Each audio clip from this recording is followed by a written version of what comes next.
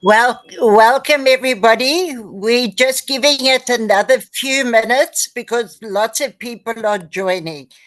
Thank you for your patience. We'll start the Zoom in another few minutes. Just hold on, please. Thank you.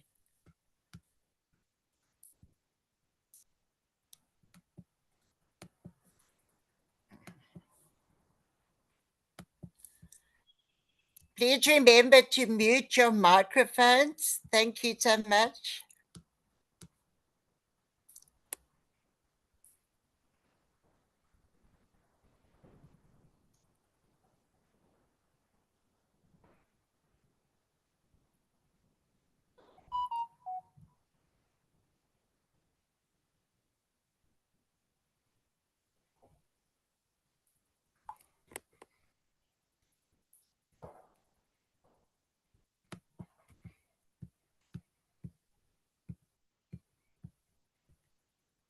Yes, very soon, ladies and gentlemen, you are welcome to today's training on nonviolent communication and servant leadership. In no distant time, we'll be introducing Ambassador Fred. He'll be doing some intro in his own way of doing things of nonviolent communication. So we'll be expecting him the next 2, 3, 4 minutes. Thank you.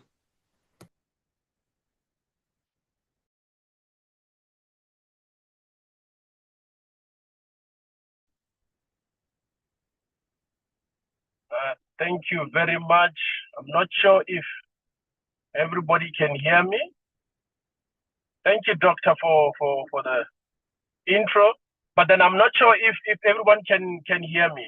Are you able to hear me, everybody? Yes. Yes, we can hear you. Yes, we can hear you. You can just give me a thumbs up if you can hear me. Just a thumbs up. Okay, we're going to be very quickly. I'm not going to waste much time. I'm not sure if most of you are familiar with icebreakers, team building events, and all those. So this is exactly what we will be doing in the next, I believe, 3 minutes or so. So how we're going to do it is that, sorry, I'm not in the office today. I'm actually speaking from my car because I just got out of another session, which I just need to rush back inside. So that's why you see also my background, I'm actually inside the car. But then we will be able to do this. So now, this is how we're going to do it. I tell you what to do or a command, and we all do it together simultaneously as well. So we might do 2, we might do 3 or 4, depending on if we still have that 3 minutes left. So now this is what I want everybody to do. Everybody, you all going to slide your head to the right. Everybody, we just going to, when I say slide to the right, everybody at the same time, you're going to slide to the right. But then we must do it at the same time, because I believe that there are some people, probably doctors, also recording this, because it's going to look very fun when they show it, the recording, when we all do slide to the right at the same time. So are we ready? Okay, everybody, we all going to slide to the right and back. 1, 2, 3, go. Slide to the right and back. Okay, remember, we all need to do it, because you're going to look very weird when you don't do it. So you have to do it. When we say do this, everybody, you have to do it. Otherwise, you're going to look very weird. You're going to look very weird if you don't do it while everybody's doing.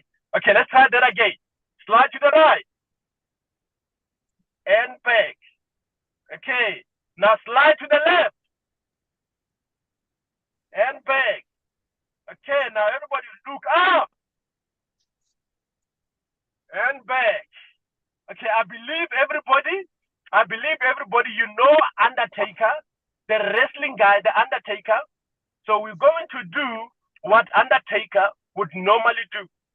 So when Undertaker is facing down, when he's down, when he raises up, he doesn't do it quickly. Wait, don't do it yet. Don't do it yet. He does it very slowly, and the face, you don't look excited. Like, you must look like the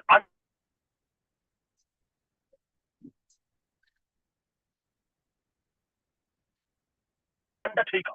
your face must sit very slowly. Okay, on 3, everybody's down. 1, 2, 3, down. Hold it there, hold it there. Don't raise your head. Don't raise your head. Everybody, you are facing down. Everybody are facing down. Sir Reginald, you must be facing down, Sir Reginald. Then on 3, we're all going to slowly rise like Undertaker. 1, 2, 3, Undertaker, slowly, with the face of the Undertaker. Okay, some people are not getting it. Okay, so now we're gonna count. We're gonna start with our right hand, then to the left hand. We're gonna count from 5 until 1. This is how we're gonna do it. We're gonna go like 1, 2, 3, 4, 5. With the left hand, 1, 2, 3, 4, 5. Right hand, 1, 2, 3, 4. 1, 2, 3, 4. 1, 2, 3. 1, 2, 3. 1, 2. 1, 2. 1, 1. Then we're gonna clap.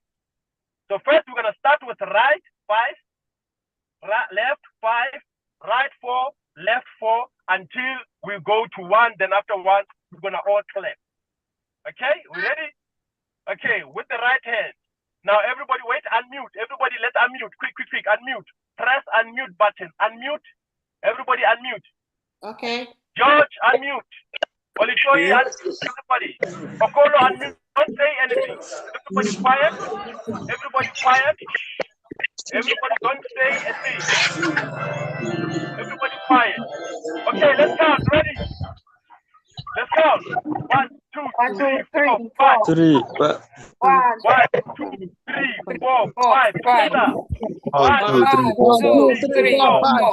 1, 2, 3, 4. 1, 2, 3, 1, 2, 5, 3, 1, 2, 5, 1, 2, 1, 5. Okay, everybody. Let's mute. Everybody mute. Everybody mute. Mute. Mute. Everybody mute. Everybody mute. Everybody mute. Everybody mute. Everybody mute. Everybody mute. Okay, I'm going to tell you a story. We've got 2 minutes left. I'm going to tell you a story. I'm going to tell you 1 truth and 2 lies about me. I'm going to tell you 1 truth about me and 2 lies. And now everybody, you're going to all write at the same time the one that is a lie. Right? Sorry, the one that is the truth. The one that is the truth. So it's going to be 1 truth and 2 lies. So when I say, then after that, you just quickly going to type on the chat box. On the chat, you're going to type on the chat and you just say number 1, number 2, or number 3. You're just going to only type either 1, 2, or 3. Ready? Okay, the first one, remember, among these 3 things, there's 3 statements. 1 of them is the truth. 2 of them are lies. Here is the first one. Number 1, I have met Nelson Mandela. Me, I have met Nelson Mandela. That's number 1. Don't write yet. Number 2, I have cycled on a bike.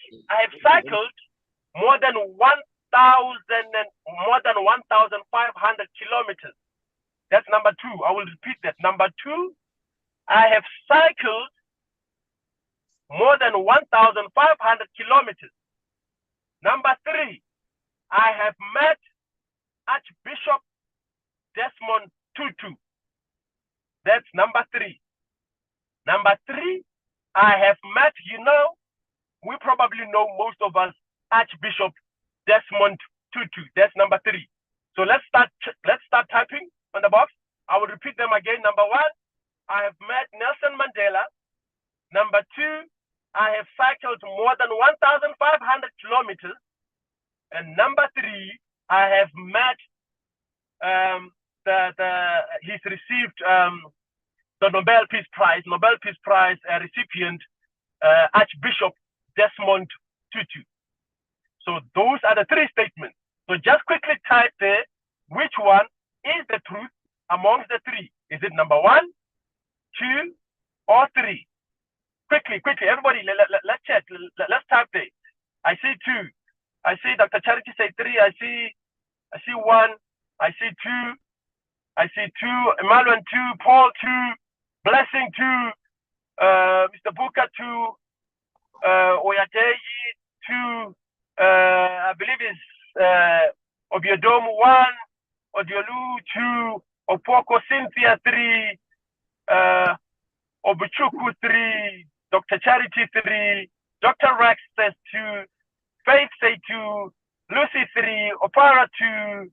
I see a whole lot of 2. Now, the real statement that the truth is number 2. So those who said number 2, well done. I have cycled 1,500 kilometers. That was for an HIV/AIDS campaign that we were doing here in South Africa from Johannesburg all the way to Cape Town. So that's just over about 1,700 kilometers. So Precious says 2 is a lie. Precious, 2 is not a lie. 2 is indeed real. Okay, just a quick one now, quick one. We've got 1 minute left. 1 minute left. I want everybody, what you're gonna do is that you're going to close up your screen like this. Now I've just closed up my screen with my hand, then I've removed my hand, close up my hand, close up the screen, remove my hand. So now I'm gonna say a statement. If it's you, now everybody's gonna close up the hand, close up your screen, everybody close up so that they don't see you. Everybody close up, everybody let's close. Everybody let's close so that we don't see anybody's face. We mustn't see anybody's face. With your hand, either with your finger or with your hand, you're going to close so that we don't see your screen. Everybody close so that we don't see your screen. We don't see your face. Everybody mustn't see your face. I'm gonna say a statement. If it's true, you're going to remove it so that we can see your face. If it's true, you're going to remove it. If it was you. Okay, now here's the first one. If you've got 5 siblings, 5 siblings meaning you've got 5 brothers or 5 sisters or anybody in your family, you are 5 in your family. Remove. Let's see your face. Only if there is 5 siblings in your family. If there's 5 siblings in your family. I see Sir Reginald. I see Mr. Akofo. I see Mom Blessing. I see Elder Mr. Akem. Okay, then now everybody close. Everybody close. Everybody close. Now, if you had a breakfast this morning, for others it might still be in the evening. For others it might be afternoon. If you had breakfast this morning, let's see your face. If you had breakfast this morning, let's see your face. Woo! And most of the people had breakfast this morning. Looks like nobody missed their breakfast this morning. Then the last one. Everybody close up. Let's close up. Let's close up. Let's close up. Let's close up. Now we're going for soccer now. We're going for football. If you are a fan of Cristiano Ronaldo, let's see your face. The fans of Cristiano Ronaldo, let's see your face. Woo! Lucy. I see Mr. Shitu. I see Mr. Reginald. Oh, I see face there. I see Mr. Akofo. Ooh, a whole lot of Cristiano Ronaldo fans. Ooh, awesome. Ladies and gentlemen, I wanted to do more, but then because of we don't have much time, I would just want to say thank you very much. And I believe that we're going to have an amazing time today. Remember that, have an awesome time. And remember to mute the button. Remember to press mute so that there won't be any other background noise. I thank you very much and enjoy this time. And God bless you. Once again, thank you. You can all just, if you had a bit of fun in the last 3 minutes, you can just do this and just give yourself a round of applause. Everybody just give you a round of applause. Thank you very much. Doctor, please take it ahead. Thank you very much for this time. And Dr. Nikki also, just want to say thank you very much for this awesome time. And thank you, everyone. Thank you, Fred. We love you very much. Thank you so much. Thank you, Ambassador Fred, for this wonderful activity. Thank you for the direction. Thank you for the exercise. This is a real mental work. You know, in nonviolent communication, you must be at alert. Your brain must be working. So we thank you very much for this wonderful sense of direction and the event. Dr. Nikki, Dr. Petro will be talking to us much later, maybe during the end. I believe we are doing very well. You know, he is one of the strongest reasons why all of us are gathered here. I mean, Dr. Petro Uzo, the peace chair, Nigerian peace chair. So he'll be talking to us much later. When your children are doing very well, you just sit back and be watching them and be happy. I think that is his stance. So I believe strongly towards the end of the program, you will have him and he will give us all the feedback that he needs to give to us. Thank you very much, Dr. Nikki and the entire GPLT team and all the participants, wonderful participants. You're all doing great for being attentive. Please, during and after the lecture, especially after the lecture, pin down your questions. You can write it down on your text books or your exercise books, or you can speak and ask so that the facilitator will answer you very well. No matter how wise or how foolish the questions are, please bring them up. It's bothering you on non-violent communication and servant leadership. So thank you very much.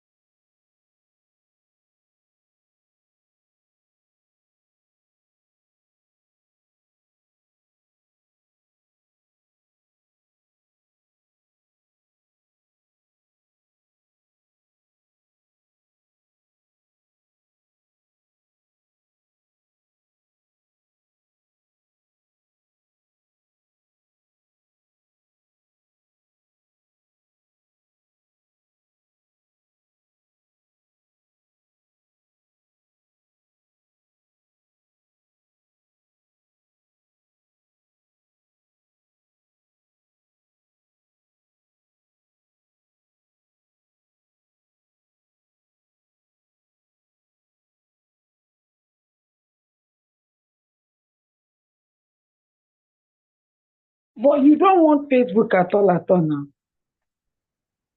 Isn't it? So why did you want to go another SIM card?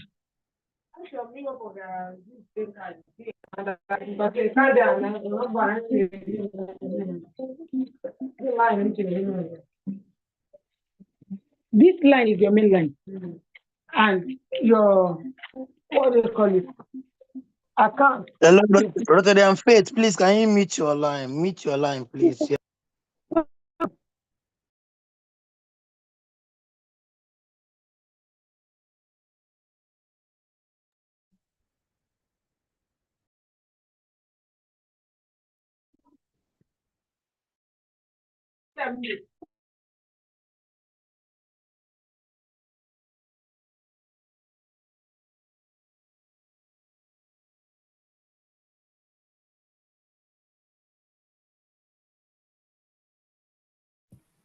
Hello, Rex. Can you hear me?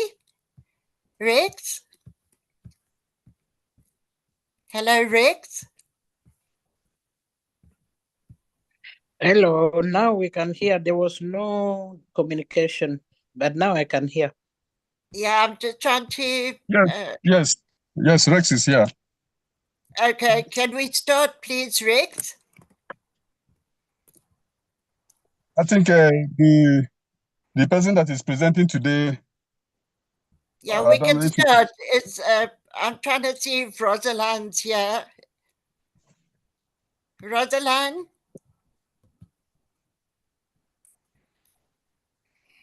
Yes, Okay. good morning. And Andrew?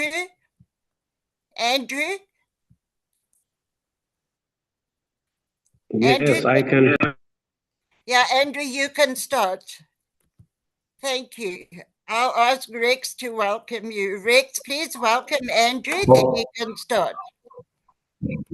Okay. Good morning, everyone. Once again, I hereby introduce Ambassador Andrew. He has done so many works on nonviolent communication. He is one of our erudite scholars who have performed very well in nonviolent communication and servant leadership. Please let us welcome Ambassador to the podium. This is a virtual podium, so that he can give us the stuff that he knows what to do. Andrew, the floor is yours.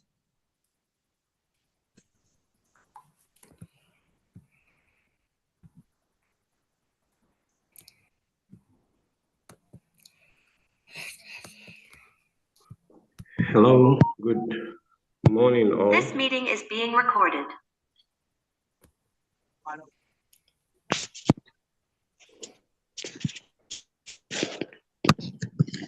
Hello, good morning all. Good morning. Good morning. We can hear you. Good morning. Can hear you loud and clear. Good morning. We can hear you. Good morning, we can hear you.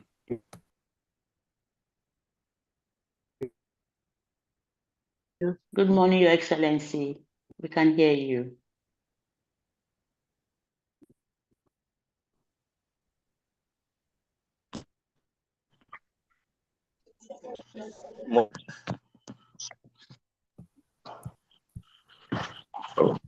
You can go ahead, Andrew. Giving me serious headache, so you will be really. Yes. Good morning once more from whichever part of the world you are joining.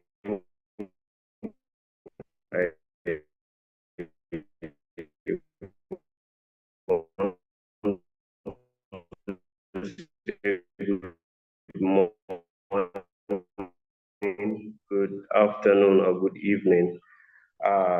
Without wasting much time,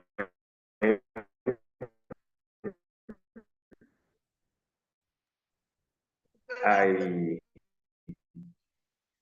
want to start by appreciating all those who worked hard training session like this in place, and Janet and the rest and Rotract section. I came such a one and then giving me time to share. Rex said earlier, I am Andrew. I work in northeastern part of Nigeria. I don't know. Can you hear me, please?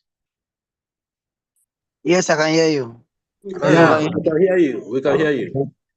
Loud and clear. Okay, so I work in northeastern part of Nigeria. I have done quite lots of engagement in Borno, Yobe, Adamawa, Plateau State, all in the area of peace building, in the area of countering violent extremism, and reconciliation and reintegration of persons associated with insurgent groups over the past few years. So this morning, looking that we have taken much time, we started a bit late. I won't take much time. I will dive directly into what I want to share today briefly, then create some time for us to questions. First of all, I want to say I'll be talking about the role of non-violent communication in conflict resolution. We all know conflict is part of our society. Some will tell you conflict is inevitable. We live, we see conflicts daily.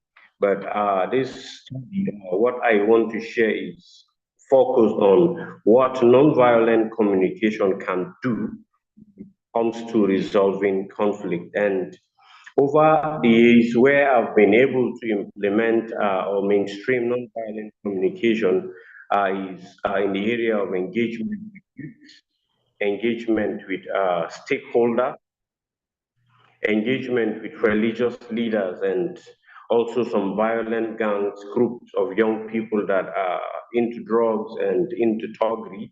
So I've been able to work with a number of these groups, and I've been able to support a number of them reintegrate back into the society. And so this is what I will be talking about briefly today.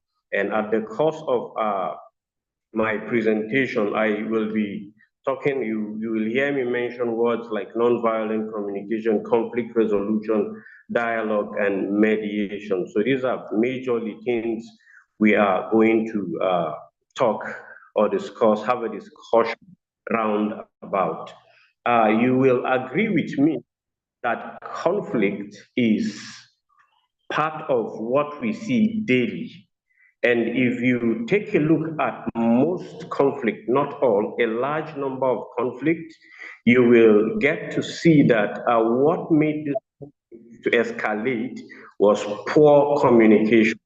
Even if there are things on ground, mostly what makes this conflict to escalate into stages where there's confrontation and the rest is when there is poor communication. So I will be talking about, no, I won't be talking about conflict resolution in depth, but I'll be talking about non-violent communication in resolving conflict. So I'm just sharing in case someone is expecting me to talk more about conflict resolution or mediation or dialogue. I won't be talking about that in depth, it's just briefly. So we all know that there are many routes, many mediums, many channels for resolving conflict. There are situations where you will see every community, every society have a particular way they resolve their conflict. And there are standard ways or things we see in documents where people avoid one another, where people negotiate, where there is arbitration, where you see things like dialogue, where you see things like mediation.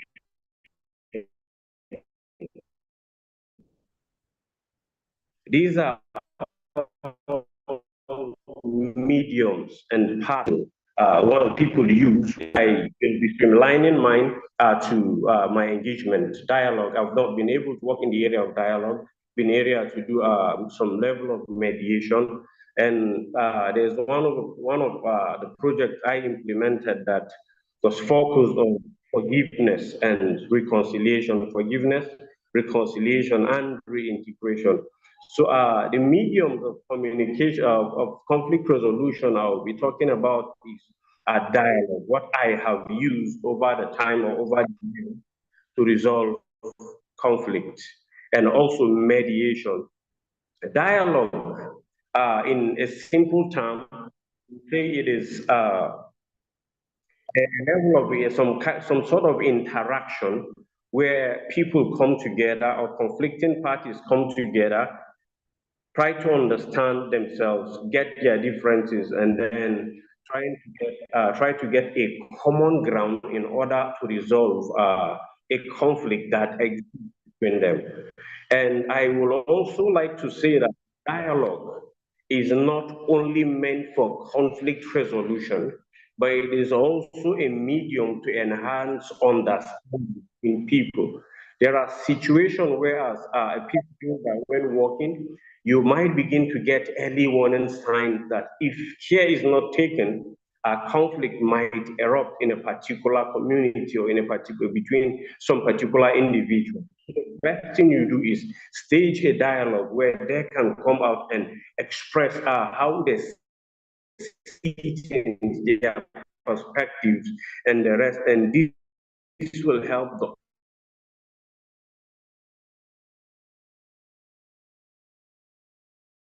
manage conflict before it comes to being as a medium where people exchange. And mediation, at the cost of my work, we were able to engage between two rival groups, youth groups that are into conflict. Sometimes bringing them together to dialogue will be a huge challenge. So you have to start by mediation between them. After some level of achievement, you begin to sell the idea of dialogue to them. And there are moments where we encourage people. This is sometimes linked to religious systems, be it whatsoever religion you are. There is this component of forgiveness in it. So we encourage people to embrace the religious and then see how they can forgive one another and then reconcile their differences. So to make today's presentation quite clearer, I'll be streamlining it to dialogue in conflict resolution, since we all know that there are many methods or many routes one can take when it comes to resolving conflict. Today I will be talking mainly about dialogue in conflict resolution. We all know that dialogue plays a vital role in resolving conflict because it provides room for conflicting parties to engage in constructive interaction in order to address their grievances and seek common ground for non-violent alternatives when it comes to resolving their conflict. So when we are talking about dialogue in conflict resolution, over the past few years, I have been in the area of peace building in this in the Northeast for a period of let's say like 9 to 10 years. I have seen how dialogue has made so much impact or made a very giant stride when it comes to resolving conflict within communities, within groups, and within individuals. So my presentation, as I said earlier, is talking about a nonviolent communication in dialogue process. So before we engage in every dialogue, there are steps and there are actions we engage in. One thing I have learned or done over the years is when you know there are conflicting parties, what you majorly do is try to analyze the conflict from afar, then begin to engage with these conflicting parties. After getting your own knowledge, you get close to these parties, build relationship, pay courtesy visits, try to understand what is going on, and at some point, I sometimes stage a level of conflict analysis to these conflicting parties separately,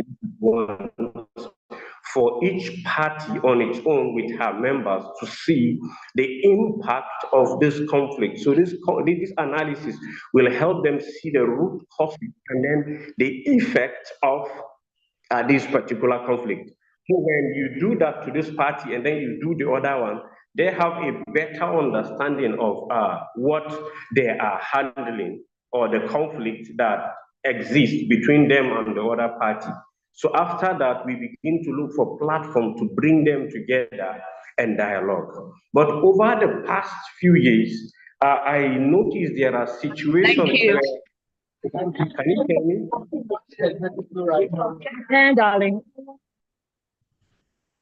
Okay, good. So over the past years, I noticed there are conflicts that takes longer time to resolve. Sometimes you have to stage like 5 to 7 dialogue sessions on the average. Some can go that way. On the average, some you get 3.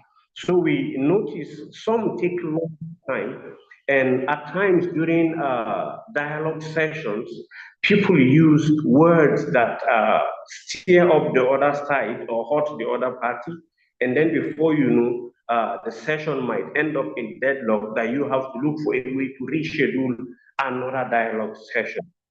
But along the line, during one of the trainings, I came across the Gandinian model of nonviolent communication.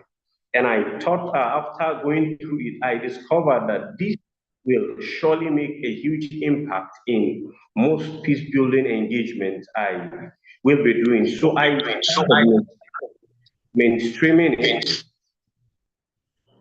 I started mainstreaming it in all or majority of the peace building projects I implemented. So what I am sharing today is a product of, let me say, about 5 to 6 peace building projects by different donors that I have been able to mainstream nonviolent communication into it, and it supported the process. As I was saying earlier, we stage dialogue to resolve conflict or enhance understanding. So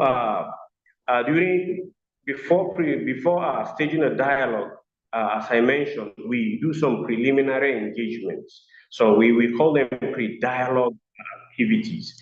So along the line, we discovered these dialogue activities also need some level of change. That was where the idea of co-opting nonviolent communication into it came. So what I started doing at the initial stage was to train one of the conflicting parties during the analysis of their conflict. We introduce nonviolent communication and help them understand this very well. And then we do the same to the other.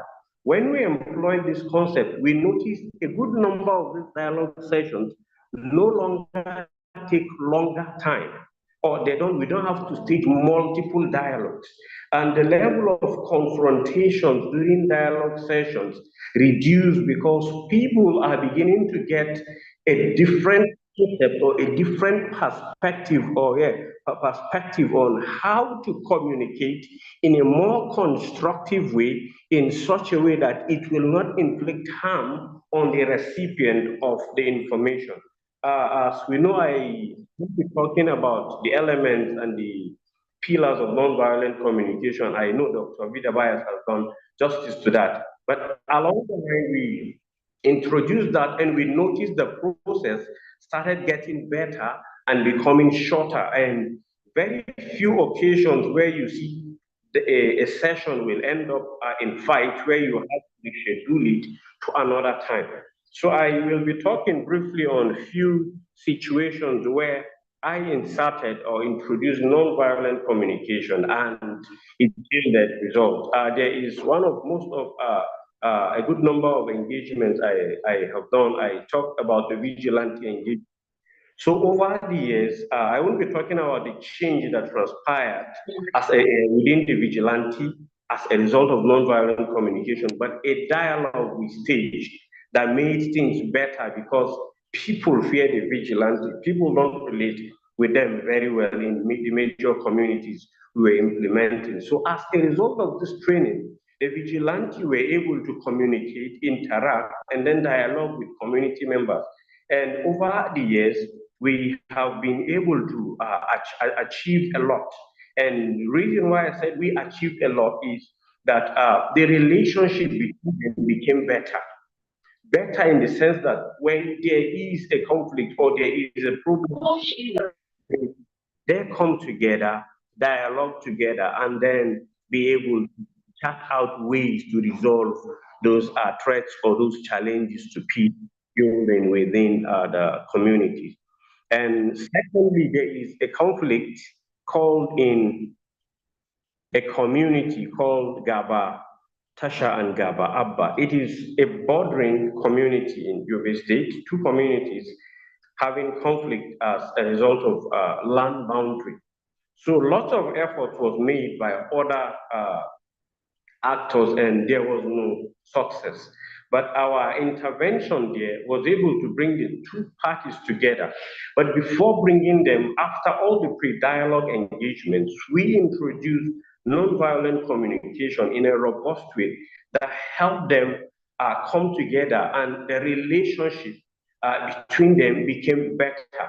At some point, people from here don't attend ceremonies in the house or houses of people from the other side. But as a result of this, the dialogue process went smooth and it was effective.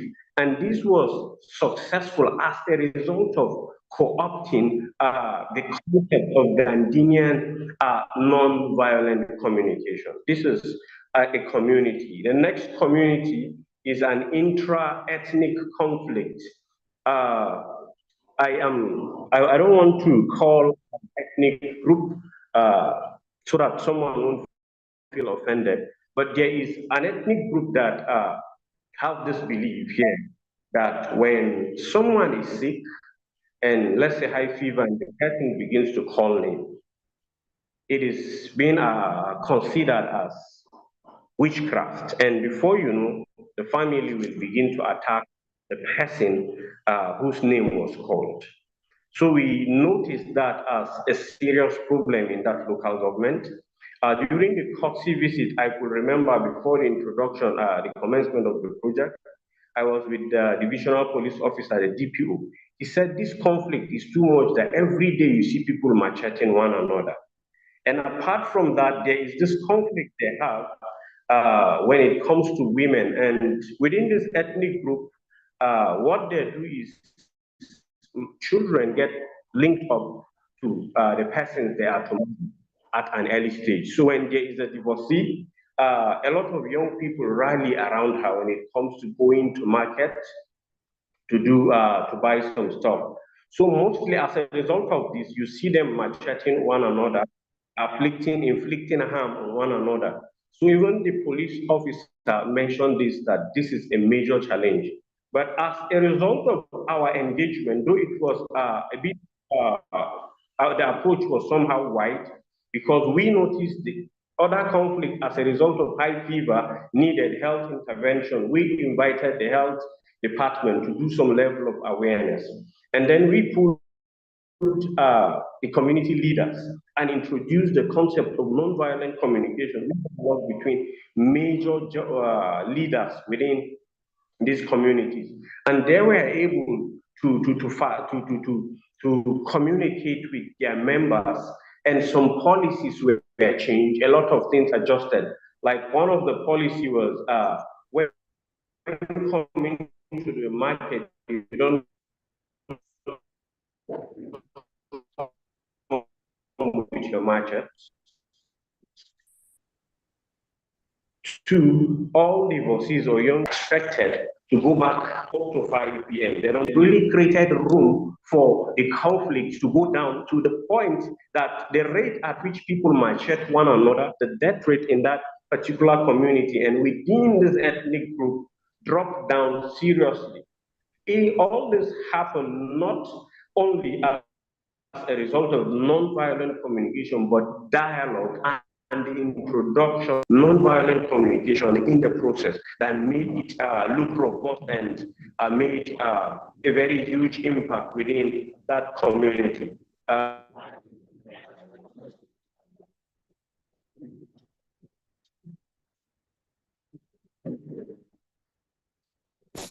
From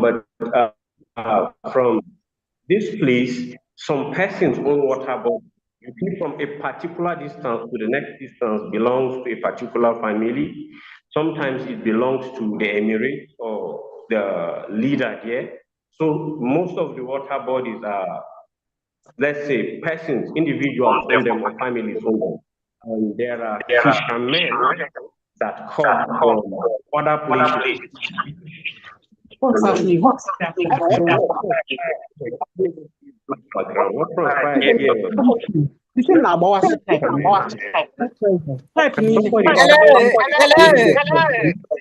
Uju, please put your microphones off. Hello? Please put your microphones off. Okay. Thank you. Thank you for complying.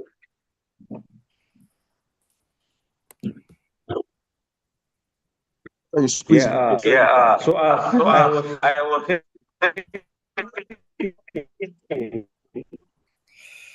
the conflict here is As I said, certain meters belong to the community, certain meters belong to the other family for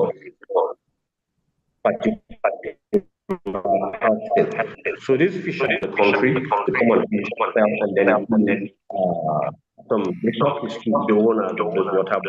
Along the line, I started using a net. I some call it cast net, but I don't know if it is the real net, but in Hausa they call it burgi net, burgi. So it is a kind of net that goes deep down, and let's say there are some metals attached to it. So, and it is somehow little that it captures even with the fingerlings. So after fishing for a period of time, we discover there is no fish because the younger ones are also being trapped and then dumped, since they cannot be sold as they are very tiny. So this became a major source of conflict by the local government. Everybody that knows this terrain will tell you that there used to be a conflict between fishermen and residents of these communities, and sometimes it results to loss of life. We engaged with these parties, pulled the fishermen, pulled the water body owners. We had dialogues on separate basis, some level of engagement on different time and location. And we sold the idea of, I introduced nonviolent communication. After an in-depth understanding of that, we also brought the other side and did the same. We pulled the two parties together and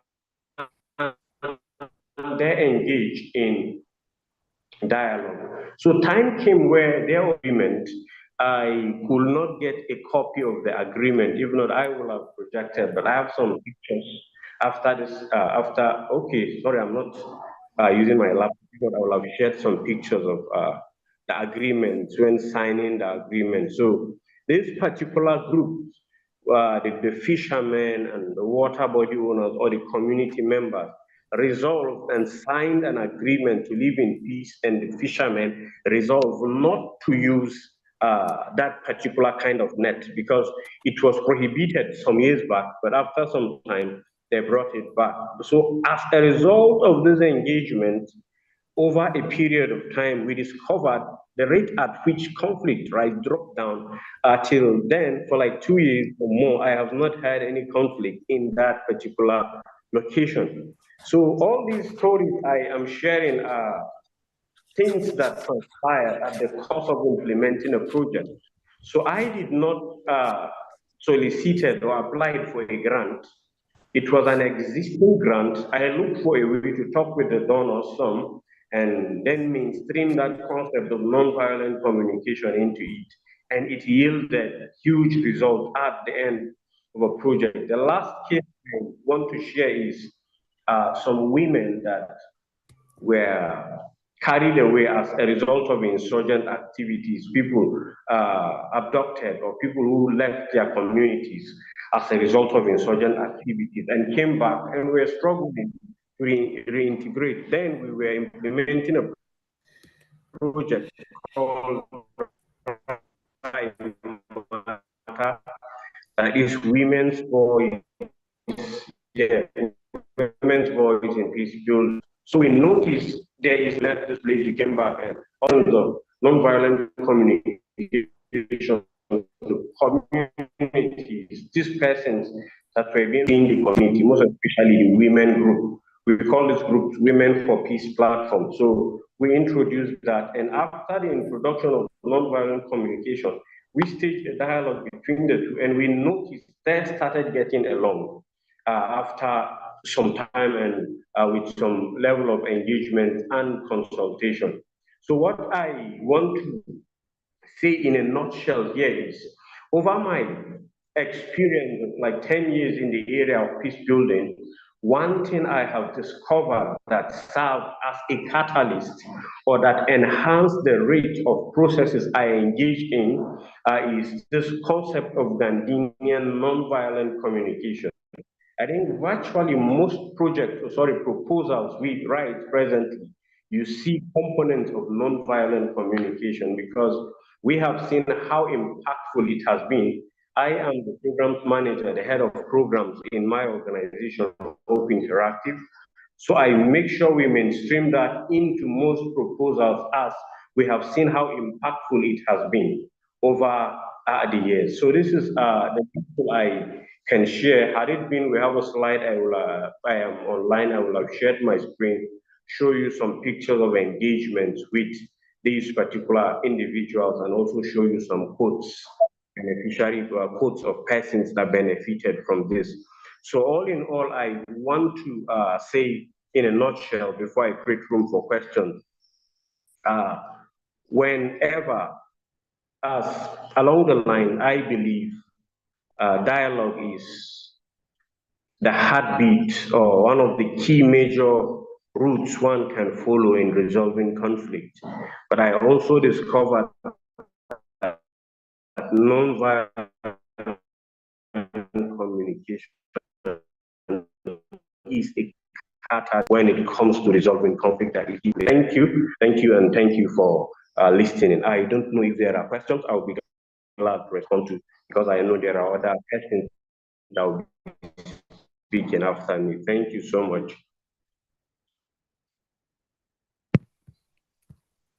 Thank you so much, Any Andrew. question, please? Andrew, I want you to know how much we appreciate you. Thank you so much for everything that you are doing in your own community for nonviolent communication. Thank you. We're going to do questions after our next speaker, and I'm going to ask Rex to introduce our very special Rosalind Ober. And I know that you are going to learn an awful lot from Rosalind. Thank you so much, Andrew. Rex, can you hear me? Rex? Hello, Rex? Okay. Rosalind, are you available now? Rosalind? Okay, Rex, please introduce Rosalind. She's ready.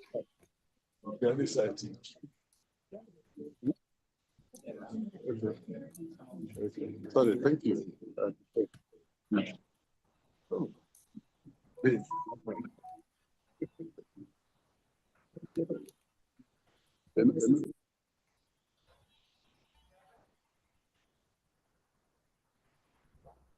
Rosalind?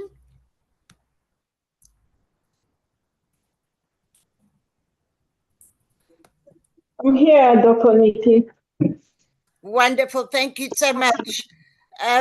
Rosalind is a really very incredible woman, and her passion for nonviolence communication and servant leadership is just absolutely phenomenal.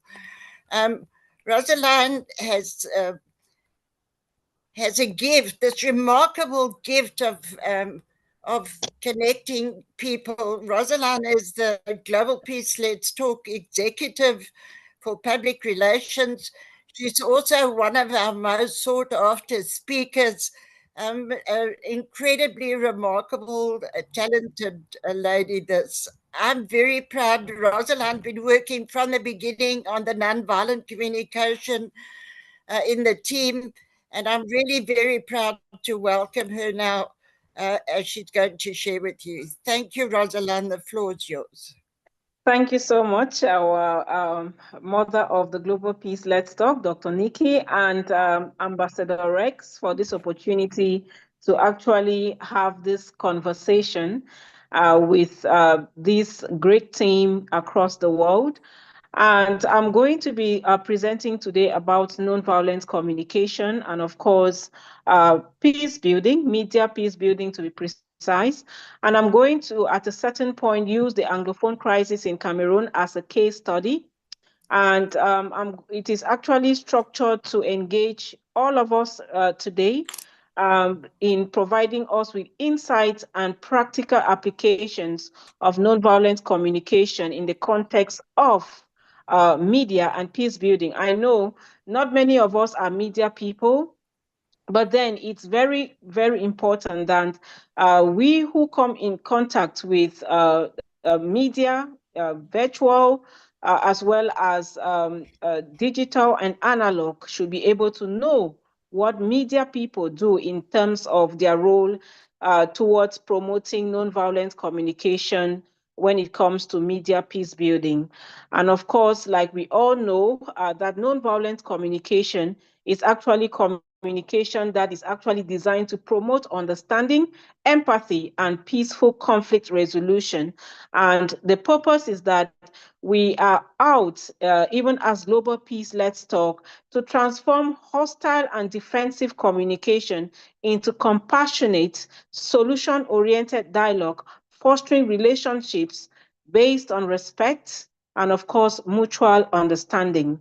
And of course, today I would like us to actually go home in applying these actually tips that I'm going to dish out today in ensuring that from personal relationships to international peace processes, we use nonviolent communication to resolve disputes, media conflicts, and build bridges in divided societies.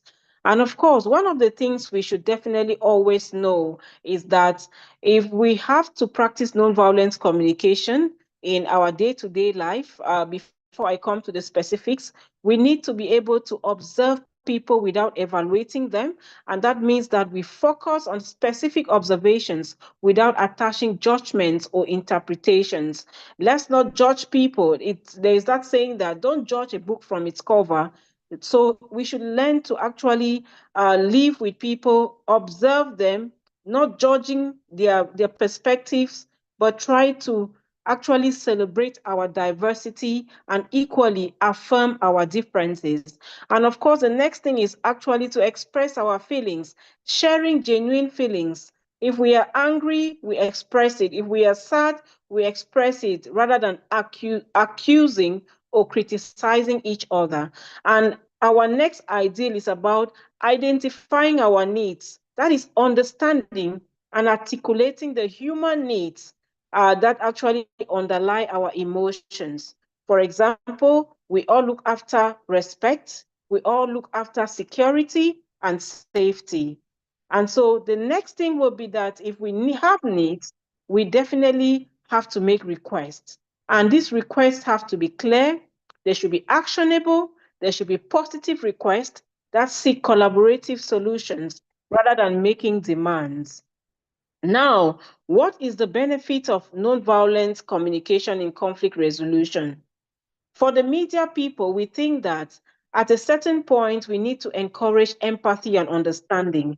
We need to encourage this so that we can connect others' feelings and needs, leading to constructive dialogue, even in our reporting. Another issue is we seek to de-escalate violent conflicts, and this helps to actually focus on shared needs and solutions instead of assigning blame.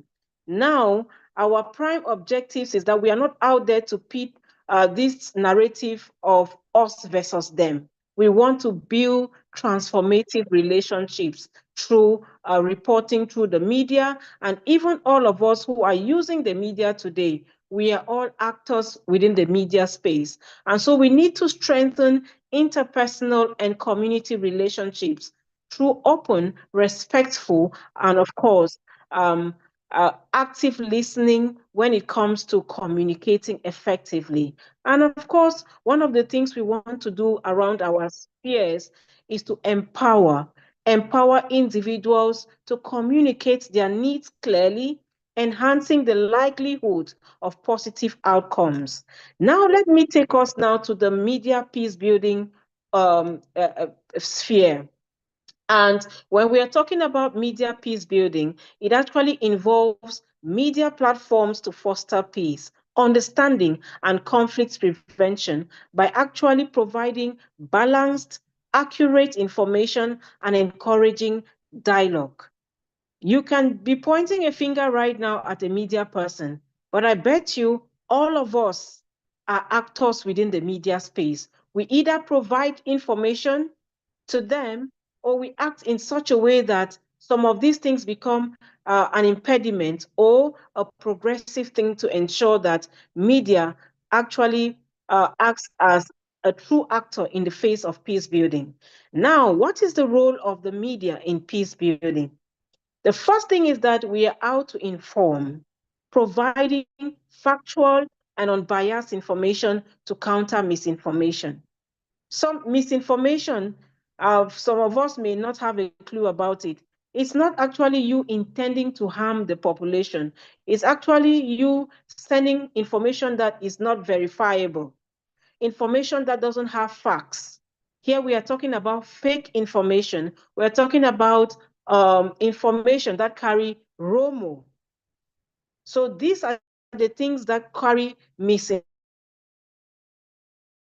tend to churn out as factual information that mislead the community.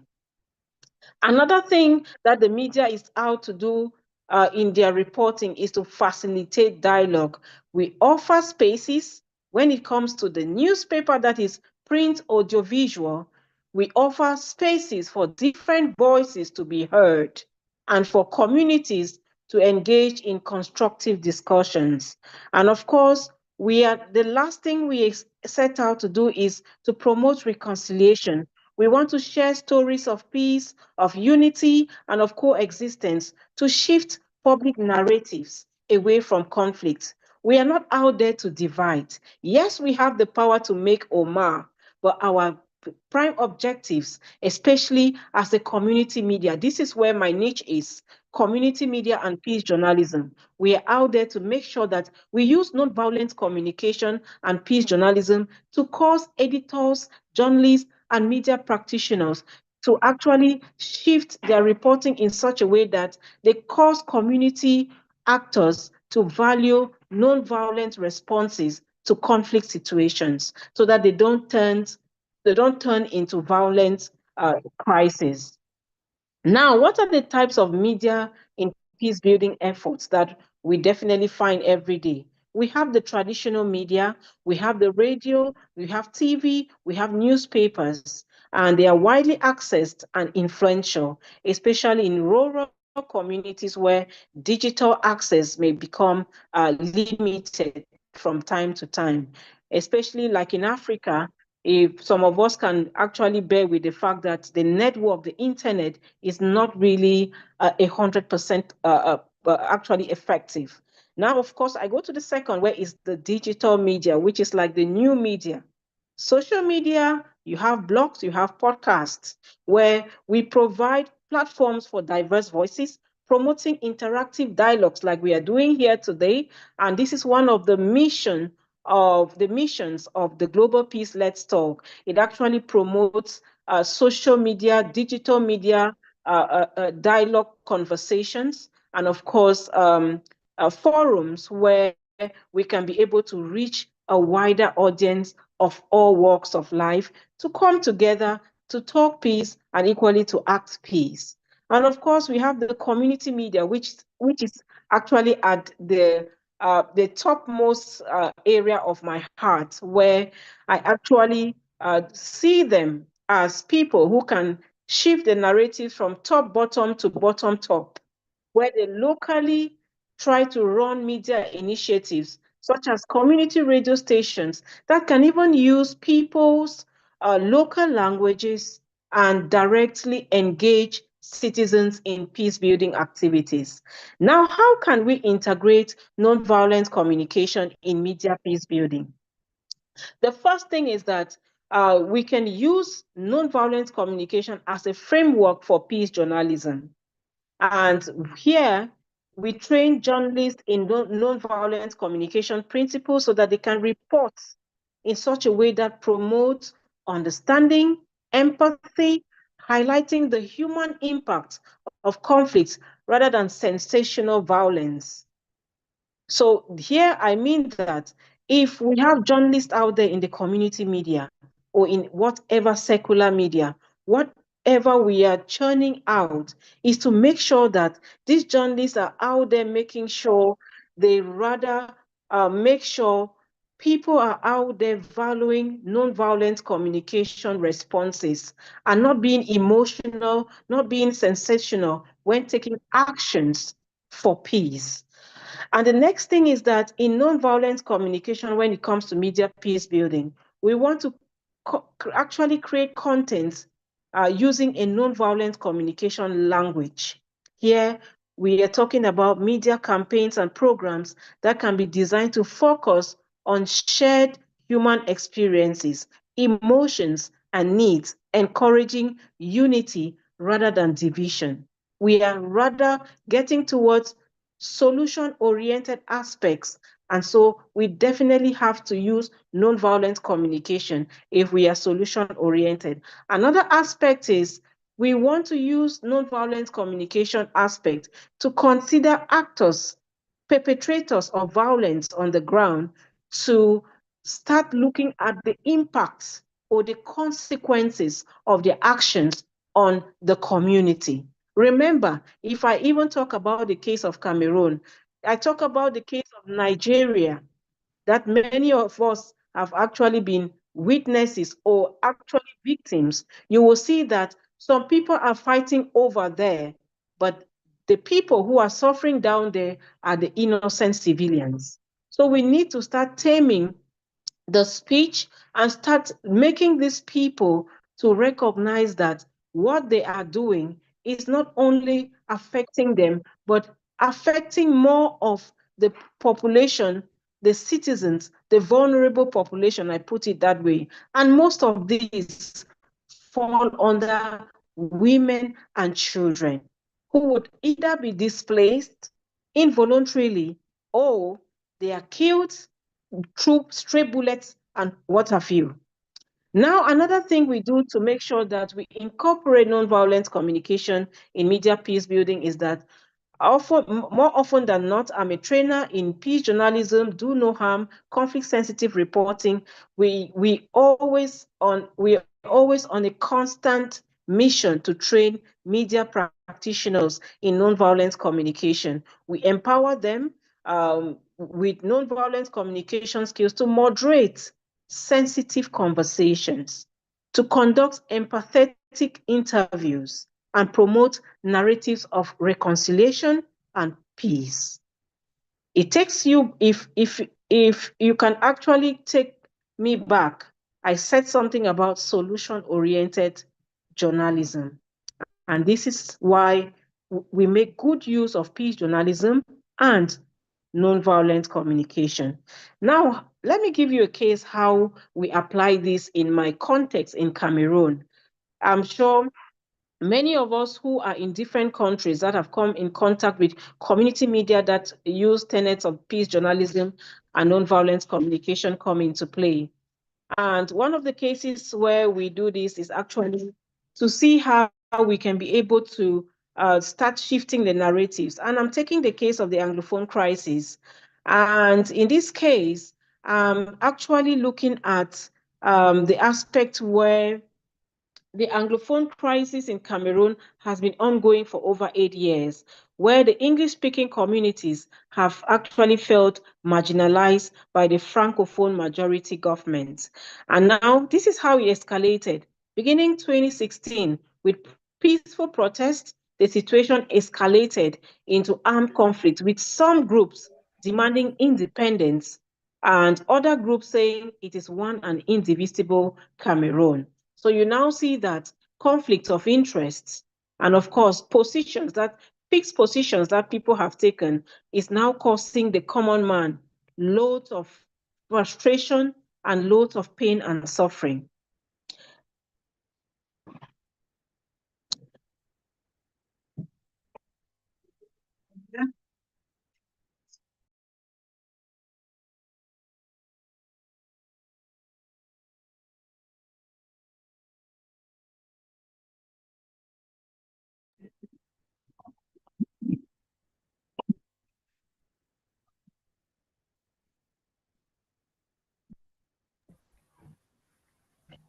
Okay, now, sorry for that breakout. Now we come to this aspect of the media's role in the Anglophone crisis. And so the media has played a dual role. Sometimes it actually amplifies grievances and conflicts, but also offering a platform for dialogue and peace initiatives.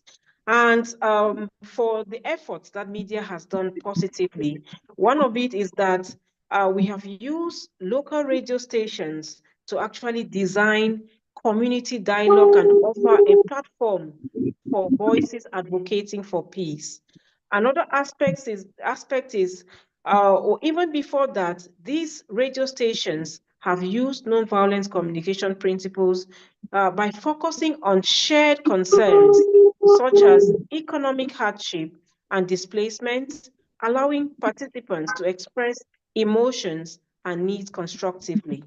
Now, the second use of the media in this crisis is it has been able to use the digital media and social media campaigns to actually mitigate the violence on the ground. Media people in Cameroon have been on constant move to carry out online campaigns like social media initiatives like Peace in Cameroon, engaging youth and broader communities by emphasizing peaceful coexistence and empathy. And of course, we've actually had NVC-trained moderators manage online discussions, ensuring that conversations remain respectful and focus on common goals and shared humanity. Now, what are some of the challenges? I'm getting towards the end in order not to take much time. The first thing is that with the crisis in Cameroon, the Cameroonian government has imposed restrictions, including internet blackouts and media shutdowns, making it difficult for media to operate independently and objectively. Now, this is where it stifles our incorporation of nonviolence communication into media peace building. Another aspect is that both sides of the conflict have used media to spread propaganda and reinforce divisions. So media peace building initiatives work to counteract these initiatives that have come in to stifle the unity that is being propagated by the media. Of course, we always have this issue of linguistic and cultural divides, where efforts to use both English and French-speaking media content are essential to bridge the gap between communities and promote inclusion. Of course, we also have successful media peace building programs that have been ongoing or have actually been tried and they have succeeded. And journalists have been engaged in training programs organized by international bodies like UNESCO. And these workshops have actually taught journalists on how to focus on facts, highlight on human needs, and promote balanced narratives to reduce hostility and promote reconciliation. And of course, surveys have showed increased community engagement today in peace dialogues and in a shift in public perception towards seeing conflict as a shared problem requiring collaborative solutions. And of course, the fact-checking initiatives that journalists are currently embarking on today in Cameroon is laudable. Platforms like Africa Check, these initiatives in Cameroon today have worked so hard to verify and correct misinformation circulating online, on radio, using nonviolent communication principles to frame corrections respectfully and of course constructively. And the impact has been the fact that it has built trust and credibility, and these efforts have helped communities access accurate information and made informed decisions. Of course, here are some recommendations that may also help you in other places where you are facing violent conflicts when it comes to nonviolent communication and media integration in terms of peace building. The first thing we have to do is we need to expand on our training programs. We scale up nonviolent communication training for journalists. If you are somebody at the top leading your organization, or you're an actor in peace building, learn to invite journalists to your peace building training.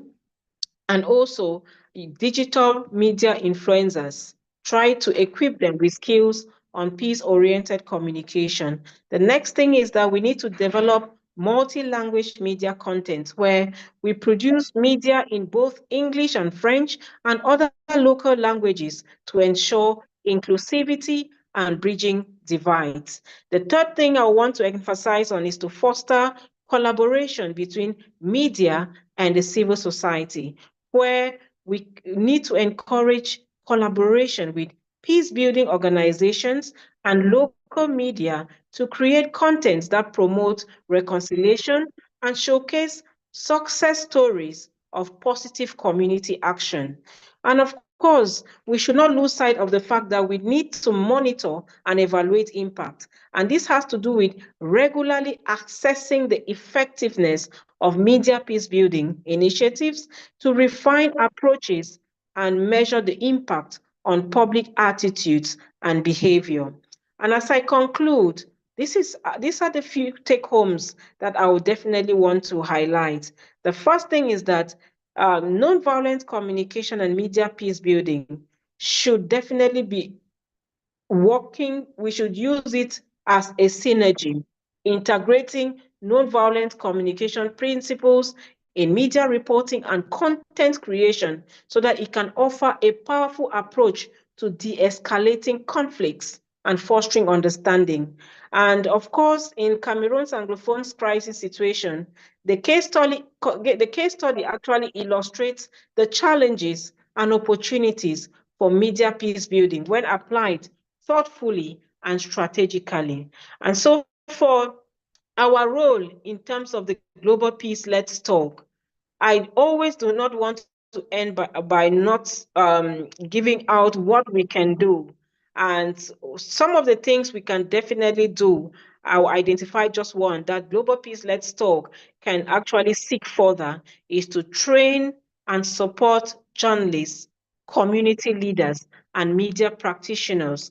The organizations can apply efforts to use nonviolent communication and media for sustainable peace. I will end here for now, while hoping that we can be able to use nonviolent communication and media so that we work hand in hand to promote peace, using case study or best practices across our different countries to foster sustainable peace. And the goal, of course, is definitely to foster deeper understanding and inspire actionable strategies for future media peace building efforts. Thank you very much.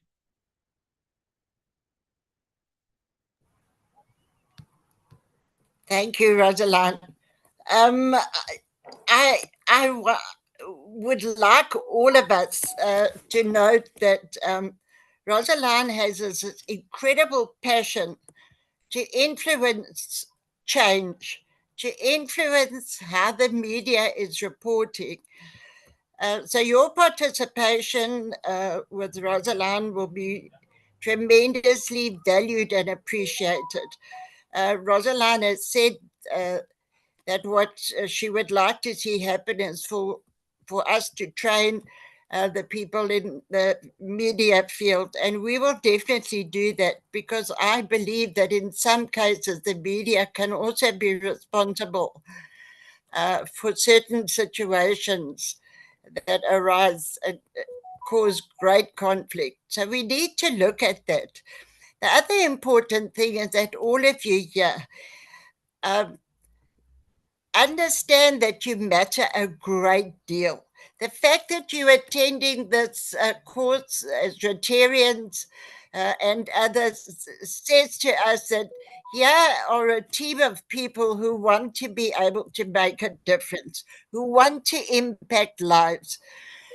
And so you need to know that you're incredibly valued and appreciated, not only for attending, but what you will be able to do once it's a short course that you're being given, but once that you understand the process of nonviolent communication.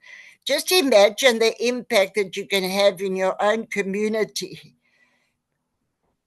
We are a world in such extreme conflict at the moment. It's just absolute chaos. It's just so many wars going on.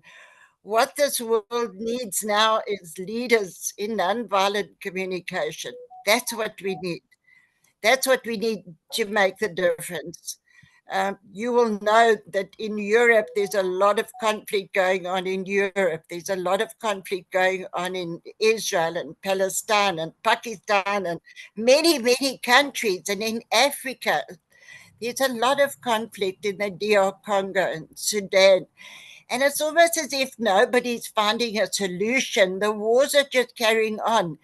The only thing great leaders are doing, big leaders across the world, is they're providing arms and ammunition to make sure that the conflict carries on, and we don't go that route. We're saying stop this and find ways that you can sit with different communities and see if there isn't another way in nonviolent communication.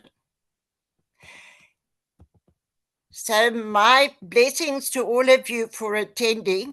We're going to ask that if you have any questions for Rosalind, you're welcome. Gloria, I see your hand is up. Gloria? Yes, good morning, my Rotarians. My question is actually for Andrew. I don't know if he's still on the call.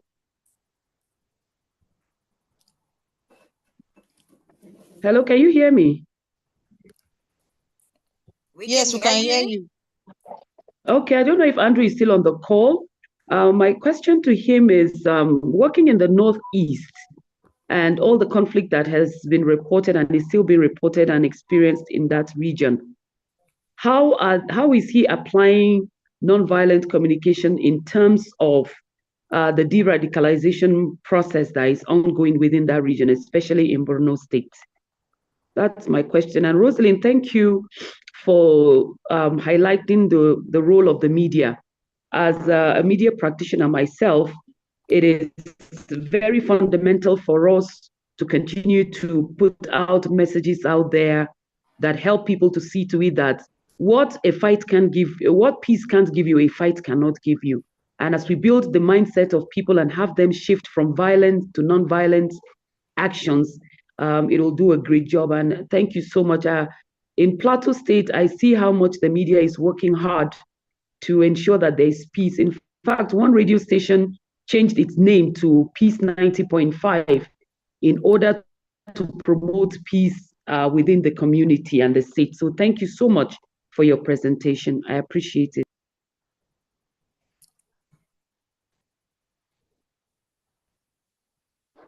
I'm done.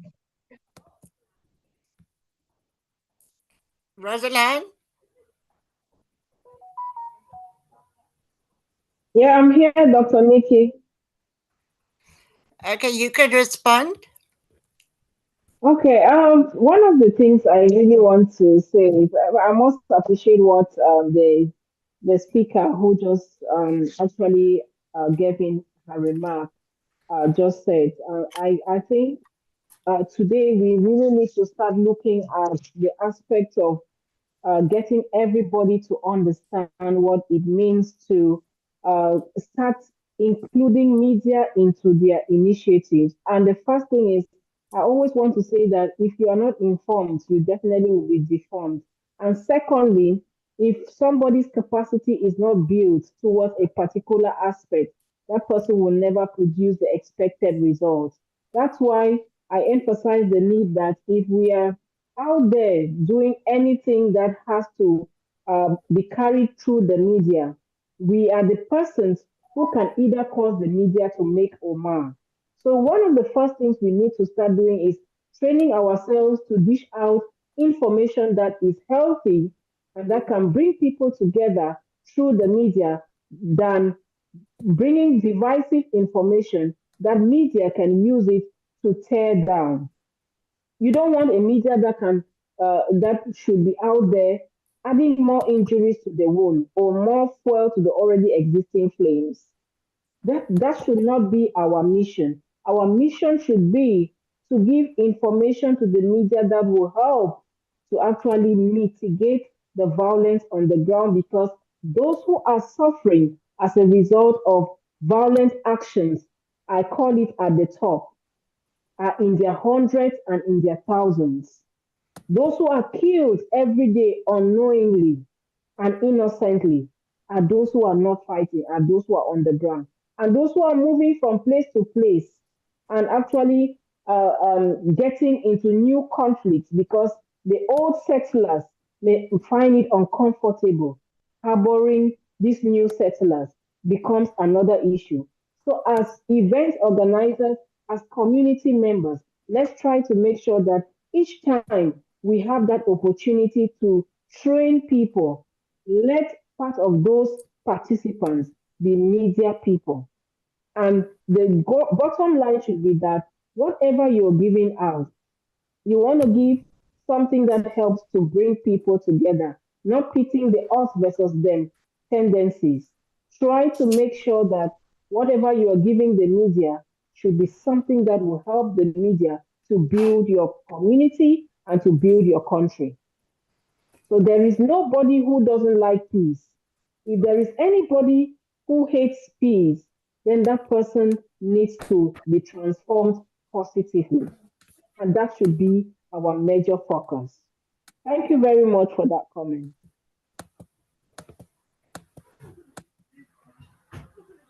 Thank you, Rosalind. Is there anyone else would like to add a comment? George Clifford, your hand is up. George, you can ask your question. Yes, thank you very much, Nikki. I want to appreciate Oba Rose for your presentation. For me, you are just one journalist among the few who actually believe in this nonviolent communication in conflict resolution. I appreciate your effort, what you've been doing, and some other few journalists are doing. But something wonders me, yes, journalists, they've done so much good in promoting peaceful coexistence. And some of them have also done much bad in hyping crisis and conflict among communities. For example, in the case of Nigeria here, there are so many journalists that believe that they specialize in this sensational journalism. Sensational journalism just to bring up something that will promote either their media outfit or their business. Their aim is just to get the money out of all the stories they give out. So what I'm trying to say is this: is there any way we can be able to regulate some of this thing? Because the crisis these days is all over the world. It's a global crisis everywhere. And if you watch some media channels, everything you hear about their news is just conflict. There is no way they provide solution to some of those conflicts. They're just promoting the conflict here. What are they actually doing? What is their corporate social responsibility in terms of peace building? Thank you, George. I just have like 3 minutes, and my session will come to an end. I've actually, sorry for cutting you short, but I just need to go straight to the point because I have just 3 minutes. Then I go off to where I'm going. Sorry for that. One thing I have pointed out, thank you, George, for raising that up. But let me tell you one thing. If journalists are doing what they are doing, there are two people who carry the blames away from the journalists themselves. One thing is if you find out from the economic conditions of journalists, you will see that if journalists were well catered for in terms of their pay packages, the level of sensationalism would actually be toned down. But across Africa, the pay package of journalists is a sorry state, or is in a sorry state. It's a deplorable experience that I don't want to share. So if somebody does not even have a salary, then it tells you the extent they can go to be influenced by top politicians who want to use your media to influence narratives. But if I can tell you, the few of us who do community journalism, peace journalism, is out of passion, first of all. It's not because a lot is coming out of what we are doing, but I've always told those I train that when you're starting this non-violence communication into peace journalism and then into media, it will not fetch you a lot in the very beginning, but it builds your credibility.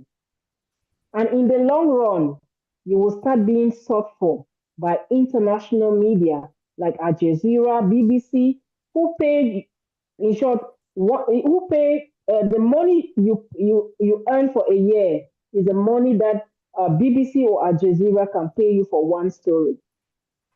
So this is what I advise journalists who are passionate in this aspect. So this is the reason I say they don't take all the blame. Part of the blame comes from some of us who are even in this platform. We do all sorts of things to use media to run down others. But if we start practicing the same thing within our spaces, we will not take the same thing into the media houses. We are the ones who take our legs and walk to these media houses and try to manipulate them. And because of their economic situation, they are helpless. This is why you find so many of them engaging into things like this. So I'm not justifying their irresponsibility, but I'm just saying that most of them plunge themselves into such situations because of their economic or their, let's say, their well-being. Their salary situation, some have not seen salaries for the past 8 years. Some have been volunteering for God knows how long.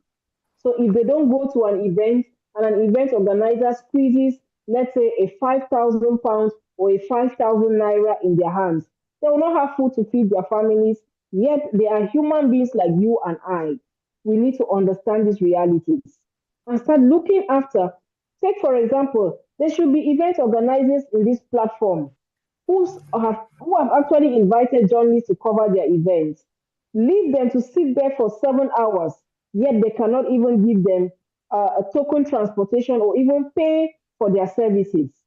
And you expect that journalists to feed responsibly. Let us put the cards on the table and start looking at what we are doing to the media as well. If we want them to do something of standard, let us not manipulate them in a way, and let us equally treat them accordingly, or treat them according to the services we provide or you expect them to provide to you. So let's start trying to shift that mindset and look at journalists too as people who have families, as people who actually use that profession to earn a living, just like you have your own job out there. In this way, we would all start looking at shared humanity and shared needs and shared opportunities. So I'm not justifying it. They have to stay responsible, but then let's avoid the aspect of manipulating them for our political gain and also using them because of their vulnerable positions, especially those of the private-owned media landscape.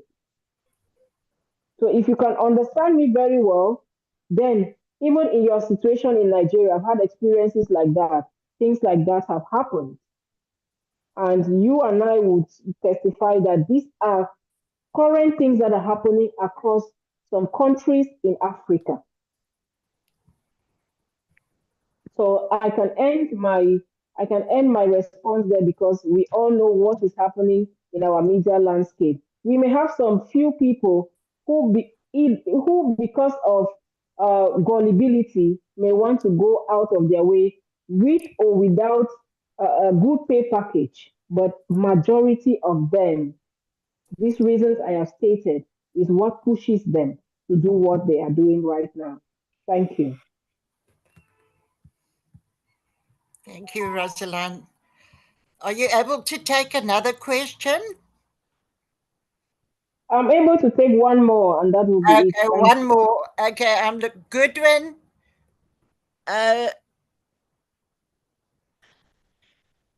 It says good news, expodum.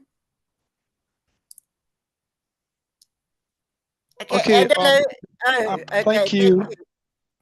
Thank you very much, Ma. Thank you so much. I'm really grateful for this opportunity to ask. I'll just go ahead and ask the question. I think it could be answered by any of the last two speakers. So my question is this: I solely believe the fact that if you're driving change and creating this kind of impact in your community, you really want to do it much, you should have a team as against individuality, which will only allow you to be faster. And on that basis, I like to also add that there was a time I went with my project team, NACTOS University of Uyo, to a local government, and we went there for a project execution. We just discovered that there was an intercommunal clash. So that did not allow us to carry out the project for which we had gone there for. As a person, I was moved, I was passionate, and I really wanted to do something, but then the scene was scary, and everyone was saying we've got to go back because anything could just happen. It could be maybe an open fire or something. So I wanted to know, do we have teams spread across the countries that persons who are passionate for peace building could, be a part of, so to not get to do these things alone? Like the previous speaker had said, that he was intentionally and passionately involved in most of the situations that scenarios that he has cited for us. So I'd like to ask, do we have teams like that people could be a part of in order to enhance this training and also enhance their peace building skills? Thank you very much. Of course, thank you very much for that question. I'll go straight to the point. Just finding yourself in this particular session, it is being organized by the Global Peace Let's Talk. We actually do trainings on almost a weekly basis, and there are different targets that we address, or different target population that we actually train. Some time ago, or just a few weeks back, we were training prisoners. Was it in Sierra Leone or in one other African country? And that was really, really of great impact in that country based on the feedback that came in. We have loads of networks. I can share them with Ambassador Rex, and he will share them in the platform. Those are connections that can help you to actually build yourself in terms of your capacity and skills. There are hundreds of the network. So I'm going to give some of them to you. Dr. Nikki also has a lot of them. So just being in Global Peace Let's Talk, there's many members within Global Peace Let's Talk that belong to different alliances and networks that work for peace and enhance people's capacities. Thank you very much. I beg to leave here and hoping that Dr. Nikki and the other team members will continue. Have a wonderful day. Thank you so much, Rosalind. Okay, so we can't take any more questions, but post your questions onto the WhatsApp group, and then Rosalind or one of the other facilitators will be able to answer all your questions, because it matters to us that we listen to you and that we're able to give you a response. So please post your questions in the WhatsApp group, and we'll make sure that all the questions are answered. So I'm going to ask Rex, would you like to close off? Rex, are you available?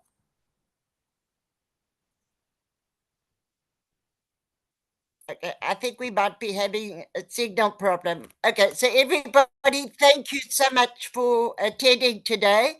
It's a lot of people, 110 visitors. You're all greatly appreciated.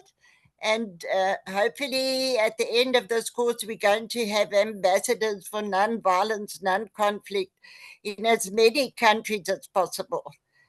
So thank you so much to everybody, and we will now close the Zoom. Thank you. Bye-bye, everybody. Bye, Nikki. See you next week.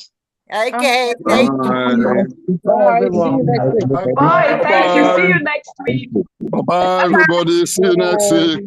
Bye. Bye, everybody. See you next week. Thank you. Bye. See you next week. Bye. Bye, everyone. Thank you for your time. Bye, everyone. Thank you for Thank beautiful you so much. presentations. And our beautiful Dr. Nikki, thank you for moderating well. We appreciate Bye. you. Thank you for the talk Our provoking awesome classes. Ambassador Rex, thank you Bye, so much, and everyone. everyone See you on this next week. platform. It's good meeting you all. Thank you so much, and have a lovely weekend. Bye. Bye. Why won't you have shots? There are many shots you don't wear. Moreover, we came and watch some.